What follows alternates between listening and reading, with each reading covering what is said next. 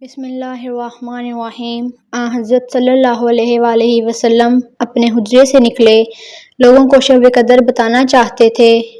इतने में दो मुसलमान आपस में लड़ पड़े। आप सल्लल्लाहु अलैहि वसल्लम ने फरमाया, मैं तो इसलिए बाहर निकला था कि तुमको शब कदर बतलाऊं, और फ़लाँ फ़लाँ आदमी लड़ पड़े तो वो मेरे दिल से उठा ली गई, और शायद इसमें कुछ तुम्हारी बेहतरी हो।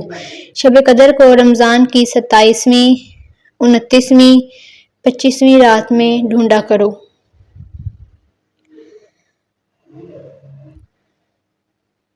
सही बुखारी हदीस नंबर 49।